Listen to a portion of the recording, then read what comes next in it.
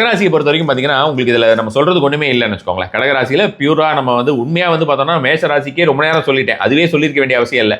But அவங்களுக்கு வந்து இந்த சனியுடைய நிலை காரணமாக நம்ம மேஷராசிக்கு நிறைய சொன்னோம். இப்போ கடகராசிக்காகட்டும் துளாராசிக்காகட்டும் அதே மாதிரி வந்து பார்த்தீங்கன்னா மகர ராசிக்கும் பெருசாக சொல்றது ஒன்றுமே கிடையாது. ரொம்ப நல்லா இருக்கும் அப்படின்னு ஒரு வார்த்தையில் சொல்லி முடிச்சுக்கலாம்.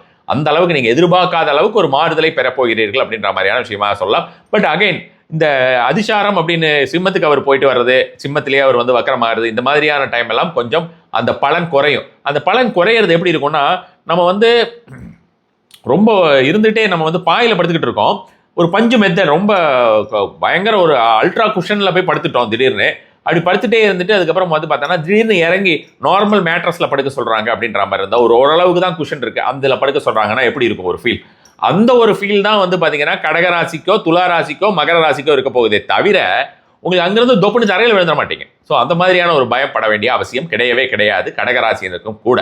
ஸோ சனியினால் ஏற்படக்கூடிய பாதிப்போ அல்லது வந்து பார்த்தோம்னா நமக்கு வந்து வேற எந்த கிரக சூழ்நிலை வரக்கூடிய இப்போ ராகு கேது பயிற்சி இருக்கிறது, எந்த ஒரு பிரச்சனைனாலுமே சரி உங்களுக்கு இந்த மெயினாக வந்து பார்த்தோம்னா கடகராசி அப்படின்றவங்க வரக்கூடிய இந்த ராகு கேது பயிற்சிக்கு தான் கேது வந்துட போறாரு அப்படின்ற மாதிரியான ஒரு பயத்தில் இருப்பாங்க. ஜென்மத்தில் கேது வந்துடுவார் அப்படின்ற மாதிரி. ஸோ அது மாதிரியாக இருக்கிற பயம் அப்படின்றது எல்லாமே குரு வந்துட்டு போயிட்டு இருப்பார் அப்படின்ற மாதிரியான ஒரு விஷயம் வரைக்கும் நமக்கு வந்து பயப்படுறதுக்கு எதுவுமே இல்லை.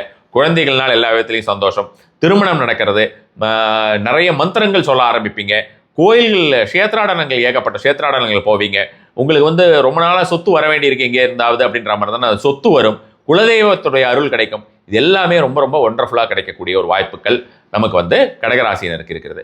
அதனால நம்ம கடகராசியினருக்கு வாழ்த்துக்களை தெரிவித்துக் கொண்டு அடுத்ததாக நம்ம பார்க்கறது சிம்மத்துக்கு டைரக்டாகவே போயிடலாம்னு வச்சுக்கோங்களேன். சிம்மராசி